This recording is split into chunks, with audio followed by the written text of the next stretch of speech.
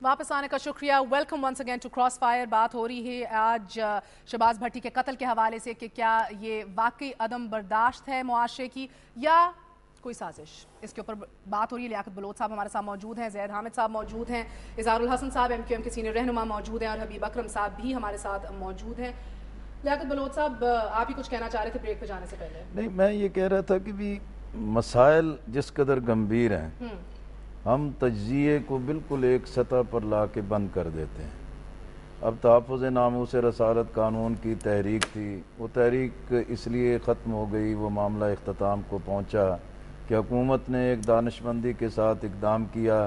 ख़ुद शहबाज भट्टी ने जो है कि अपनी पार्टी अपनी हुकूमत के फ़ैसले को मान लिया, वो मसला तो ख़त्म हो गया है। दूसरा मसला ये है कि मुल्क में एक फ़िरका वारियत, मसालिक को लड़ाना, अक्सरियत अक़लियत को लड़ाना एक साजिश है। हाँ, देखें ना, ये बज़ाते खुद भी तहकीक तलब है। हाँ। कि भी अफराद का पहुंचना, मार के भागना, सिक्योरिटी कहाँ मौजूद है, इस्लामाबाद का एक इतना हाई अलर्ट एरिया और जिसको रेड एरिया कहते हैं सिक्योरिटी के हवाले से, इस सब के बावजूद लोगों का भागना और वो भी पम्फलेट रख के जाना, ये बज़ाते खुद तहकीक तलब चीज़ें हैं। इसी तरीके से रेमंड डेविस की जो गिरफ़्तारी है और उसका कत्ल है और जिस हाई टेक के साथ उसने बेगुनाह लोगों को मारा है और फिर पूरा नेटवर्क जिस तरीके से बेनकाब हो रहा है, इसलिए मैं समझता हूँ कि हमारे मुल्क की ज़रूरत ये पैदा हो चुकी है कि पार्लियामेंट ने जो करारदाद मंजूर की थी उसके मुताबिक दाखिला और ख़ारजा पॉलिसियों को बदलना, फिर जो कौमी इंतशार है इसको वादत और यकदेती में बदलने के लिए कौमी तरजीहात का तयन होना चाहिए और जो पाकिस्तान को कुव्वतें डिस्टेबलाइज करना चाहती हैं उसके मुकाबले में हमें कौमी इत्तेहाद और यकजहती पैदा करनी बिल्कुल चाहिए। और ये वज़ीर आज़म जब आप कहते हैं, आज कहते हैं पार्लियामान सिविल और मिलिट्री ब्यूरोक्रेसी को हिकमत अमली तरतीब देनी चाहिए, सवाल यही उठता है जो 14 नुकाती हिकमत अमली तरतीब दी थी दहशतगर्दी से निमटने के लिए, वो क्या थी, उस पर अमल क्यों नहीं हुआ दरामद। अगर आप इजाज़त दीजिए, हमारे साथ अल्लामा जावेद गामदी साहब मौजूद हैं, मजहबी स्कॉलर हैं। अस्सलाम वालेकुम गामदी साहब। वालेकुम अस्सलाम। गामदी साहब अस्सलाम वालेकुम। वालेकुम अस्सलाम। गामदी साहब, आपको मेरी आवाज़ आ रही है? जी, मैं आपकी आवाज़ सुन रहा हूँ, गालिबन मेरी आवाज़ आपको नहीं पहुंच। जी, अब आ रही है गामदी साहब, बहुत बहुत शुक्रिया हमारा साथ देने का। ये फरमाइएगा कि ये जो एक रवाज चल पड़ा है पाकिस्तान में कि आदमी उठता है और अपने किसी भी मुतनाज़ा से नुक्ता नज़र को दुरुस्त साबित करने के लिए किसी को गोली से उड़ा देता है, और ऐसे आदमी में मैं आपसे पूछती हूँ कि इस ऐसे आदमी में और एक आम कातिल में क्या फ़र्क है? कोई फर्क नहीं है, बल्कि ये ज्यादा बड़ा मुजरिम है, इसलिए कि ये मजहब को अपने मकासद के लिए इस्तेमाल कर रहा है। वो मजहब जो इसलिए आया था कि इंसानों को अमन दे, इंसानों को सलामती दे, जिसने ये ऐलान किया था कि किसी एक इंसान का कत्ल पूरी इंसानियत का कत्ल है।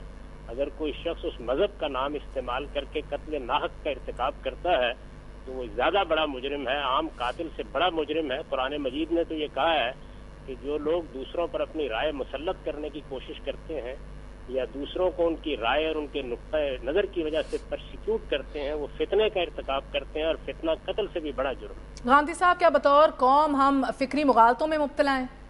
कोई शुबा नहीं, हमारे यहाँ फिक्री मुगालतें बड़े गहरे उतर चुके हैं और हमने कभी उनको अहमियत नहीं दी तो उनका इजाला करें। क्या तस्वुरात हमारे मदारिस में सिखाए जा रहे हैं, हमारी जदीद दरसगाहों में क्या पढ़ाया जा रहा है, इस्लाम के क्या तस्वुरात सोसाइटी में मौजूद हैं, उनका मुहाकमा करना, उनके सही और गलत को अलग करके दिखाना, अपनी सोसाइटी की दीनी तालीम और तरबियत का एहतमाम करना, ये चीजें हमने कभी दरखोरे इतना नहीं समझी और अब उसके नताइज भुगत रहे हैं। तदारुक कैसे मुमकिन है, ये बताइए गांधी साहब। इस बहरान से निमटने के लिए क्या हम सादा इंतजामी इकदामात करें या किसी हमागीर तहरीक की जरूरत है? हमें हमागीर से भी बढ़कर तहरीक की जरूरत है। आपको इसकी जरूरत है कि उलमा अपनी जिम्मेदारी को समझें और वो मजहब के सही तस्वुर को लोगों के सामने रखें। मजहब को जोहला जिस तरीके से इस्तेमाल कर रहे हैं उनकी जहालत को नुमायां करें और ये बताएं कि वो क्या गलती कर रहे हैं। बिल्कुल इसी तरह से रियासत को ये फैसला करना चाहिए कि वो मजहबी गिरोहों को अपने मकासद के लिए इस्तेमाल नहीं करेगी और इससे पहले इस तरह के जितने इकदाम किए गए हैं उनको कभी नहीं दोहराएगी और अब भी अगर सरपरस्ती का कोई इरादा है तो उसे तर्क कर देगी और ये कोशिश करेगी कि वो ठीक उन नजरियात के मुताबिक जो हमारे आईन में दर्ज है इस मुल्क का नज़्म व नस्क चलाने की कोशिश करेगी। जमहूरी इक़्तिदार को हमें फरोग देना है और जमहूरी इक़्तिदार को इस दर्जे में फरोग देना है कि हम सिर्फ दलील की बुनियाद पर एक दूसरे से इख्तलाफ करें, یہ جو گولی کی زبان سے گفتگو ہونے شروع ہو گئی ہے اس کو ہمیشہ کے لیے بند کریں۔ غامدی صاحب، مسئلہ کچھ یوں ہے کہ ہمارے جو اسکالرز ہیں یا آپ مذہبی اسکالرز کی بات کر لیں، ریلیجس اسکالرز کی، یہ تو نکلتے ہی نہیں ہیں اپنے سٹینڈ سے، اپنی پوزیشن سے آگے بڑھتے ہی نہیں ہیں، اپنے مسالک سے آگے نہیں بڑھتے، ادھر ہی محدود رہ جاتے ہیں۔ کیا ہمیں اس تحریک کے لیے سیاسی قیادت کی جانب دیکھنے کی ضرورت ہے؟ سیاسی قیادت کو بھی آگے آنا چاہیے، دانشوروں کو بھی آگے آنا چاہیے، اور سیاستدانوں کو بالخصوص، کیونکہ قوم ان کی رہنمائی قبول کرتی ہے، انہیں جرأت سے آگے بڑھ کر ان تصورات کے بارے میں بھی اب رائے قائم کرنی چاہیے۔ کچھ پڑھ لکھ بھی لینا چاہیے اب سیاستدانوں کو، اگر انہیں اس قوم کی رہنمائی کرنی ہے۔ اب وہ مذہبی تصورات اور مذہبی تصورات پر بننے والے نظریات سے آنکھیں چرا کر سیاست نہیں کر سکتے۔ انہیں واضح رائے قائم کرنی چاہیے کہ اسلام میں جہاد کا کیا تصور ہے، واضح رائے قائم کرنی چاہیے کہ مذہب اور ریاست کا کیا تعلق ہے، تاکہ وہ ایک واضح جگہ پر کھڑے ہو کر ان لوگوں کی غلطی واضح کریں۔ بہت بہت شکریہ غامدی صاحب۔ زید حامد صاحب، آپ سے پوچھوں گی کہ کیا ہماری سیاسی قیادت یہ کام کر سکتی ہے؟ اتنی کیپیسٹی ہے، اتنا شعور ہے ان میں؟ میں آپ سے پوچھتی ہوں کہ کیا الطاف حسین صاحب یہ کریں گے کہ جو انقلاب کی بات کرتے ہیں؟ کیا نواز شریف صاحب یہ کریں گے کہ جو وہ بھی ایک اور انقلاب کی بات کرتے ہیں؟ یا زرداری صاحب یہ کریں گے جو ایک لبرلزم کی بات کرتے ہیں؟ اور جی دیکھیے خیر، ہم سیاستدانوں کو دو حصوں میں تقسیم کرتے ہیں۔ ایک ہماری سیاسی وہ حکومت ہے جو اس وقت جس کے ہاتھ میں اقتدار ہے۔ ان لوگوں سے تو کسی قسم کی کوئی توقع کی نہیں جا سکتی، نہ نگاہ بلند ہے، نہ سخن دل نواز ہے، نہ جاں پرسوز ہے۔ وجود ان کا حرام میں پلا ہوا ہے، ناپاک لوگ ہیں، اور جس طریقے سے یہ لوگ اس وقت امریکہ کی بیڈنگ کر رہے ہیں، اس سے کوئی توقع نہیں۔ ملک فائنینشیل کرائسس میں ہے، ملک لا اینڈ آرڈر کے لحاظ سے کرائسس میں ہے۔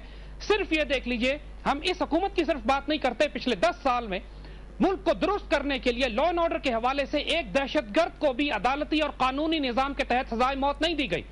آپ کے انٹیریئر منسٹر کہتے ہیں کہ ہم نے اتنے خود کو حملہ آور پکڑ کر عدالتوں کو دیا اور عدالتوں نے ان کو بری کر دیا۔ یعنی دوسرے لفظوں میں یہ خود ایکنالج کر رہے ہیں کہ ہم نے خود کو حملہ آور قاتل دوبارہ معاشرے میں چھوڑ دیے عوام کو قتل کرنے کے لیے۔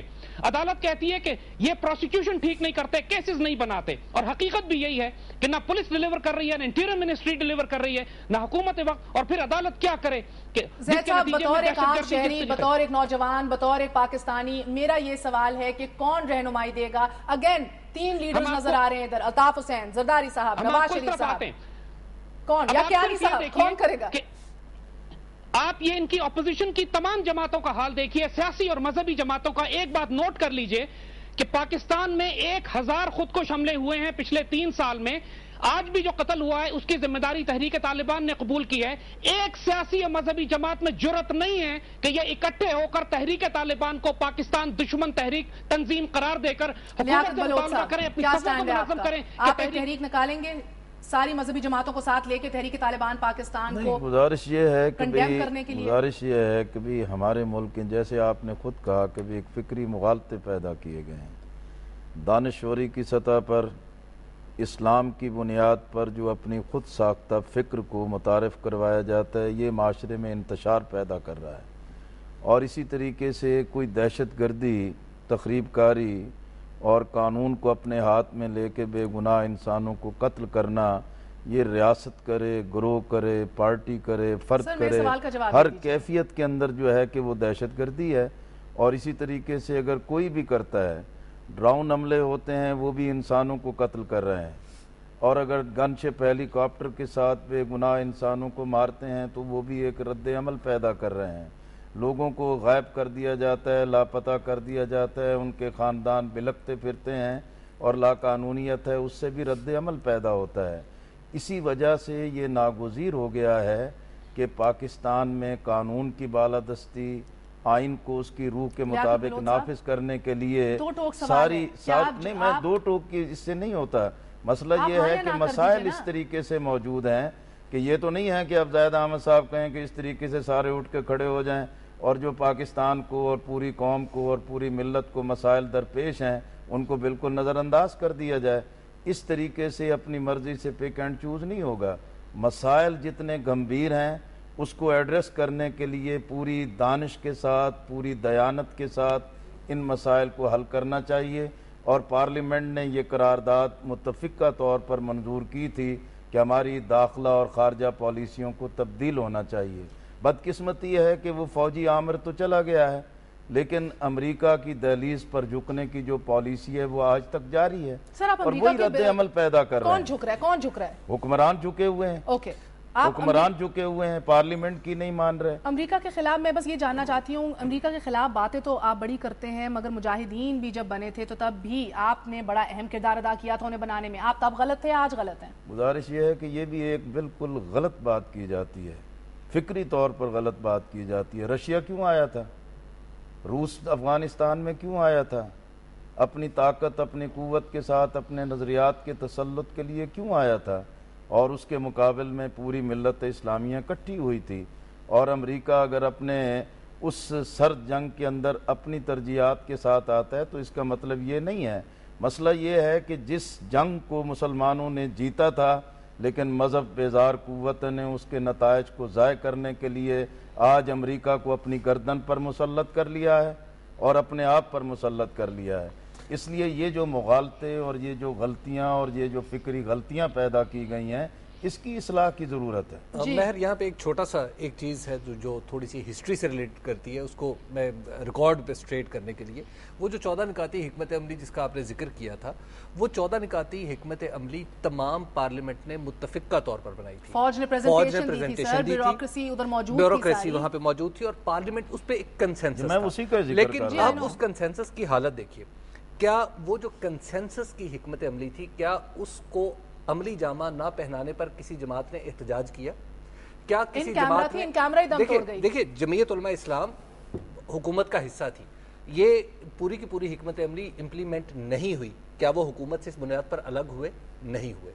پی ایم ایل این اس وقت حکومت کے بہت کلوز تھی، پنجاب میں یہ تمام لوگ آپس میں شیر و شکر تھے. کیا اس بنیاد پر پی ایم ایل این نے کوئی آواز اٹھائی؟ نہیں اٹھائی. کیا اس بنیاد پر کہ پارلیمنٹ کی ایک کنسنسس جو حکمت عملی ہے اس کو بروئے کار نہیں لایا جا رہا، کسی اور پارٹی نے چھوڑا؟